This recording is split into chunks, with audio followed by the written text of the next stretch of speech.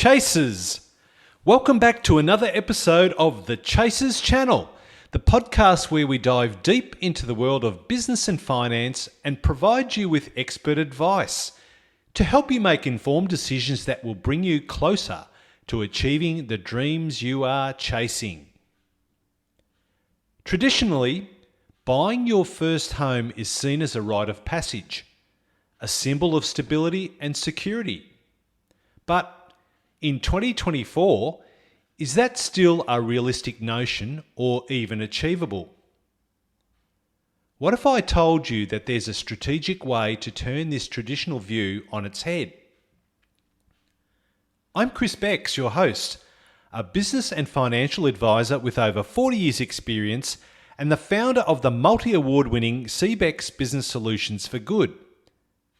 And as this is a lending topic, as a credit representative of Outsource Financial Limited, I'm obliged to give you this general advice disclaimer before we begin. The advice provided is for educational purposes and is general advice only, as we did not take into account your investment objectives, financial situation, or particular needs. Before making an investment decision on the basis of this advice, you should consider how appropriate the advice is to your particular investment needs and objectives. Chris Becks is a director of CBEX Financial Solutions and a credit representative of Outsource Financial Limited, license number 384324, and is authorized to provide personal credit advice. Now that is done, let's dive into this episode. The Australian property market is becoming increasingly more suited for investors to make moves into, especially in metropolitan regions. However, one thing that has also occurred at the same time is the dropping off of first home buyers' numbers. This comes down to a number of factors including rising prices, housing supply, and finance issues.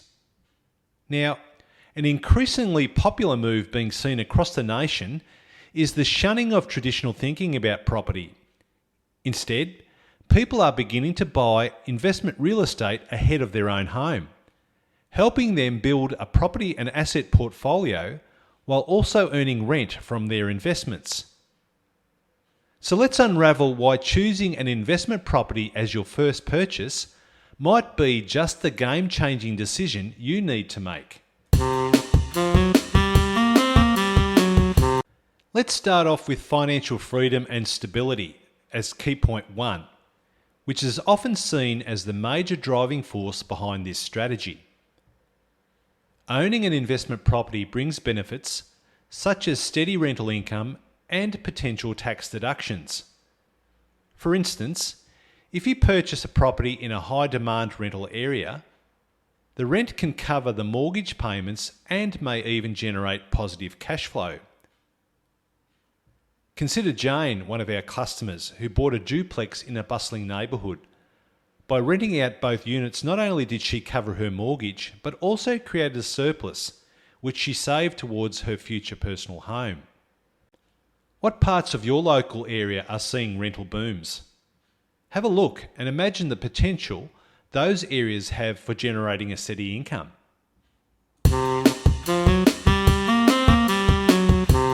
Next, key point two, let's consider market flexibility. Unlike purchasing a home where personal preferences play a role, choosing an investment property purely involves business strategy. The focus is on locations with appreciating values and strong rental demand. For example, Michael targeted a developing suburb in Melbourne where infrastructure projects were underway. Property values soared there over a 5-year period, doubling his initial investment value. Could you spot a suburb in your area poised for future growth? How might such foresight transform your financial landscape? Key point three, building equity early. In the property market, if you did this, it gives you a significant head start. Equity can later be used to finance your dream home or fund further investments. For example, after purchasing a small apartment in the city, Sarah used the build-up equity to negotiate a favourable mortgage on her first family home. How could building equity early benefit your future plans? Perhaps funding your business expansion or securing a home loan becomes feasible sooner than expected.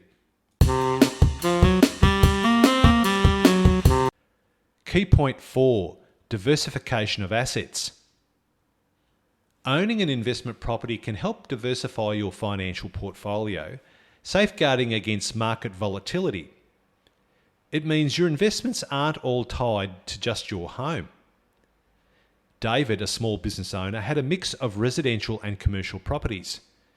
This diversification provides him with security during economic downturns, ensuring stable cash flows when his business faced slowdowns.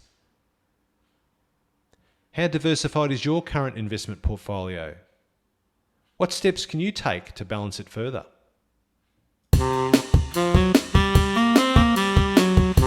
Finally, key point 5, skill development. Managing an investment property equips you with invaluable skills in property management and financial negotiations. These skills are indispensable when you eventually invest in your own home. Consider Liz, who became adept at negotiating with tenants and contractors, skills that paid off tenfold when she undertook renovations on her new home purchase. What skills have you gained lately that could apply to property management, networking, negotiation, or perhaps financial acumen?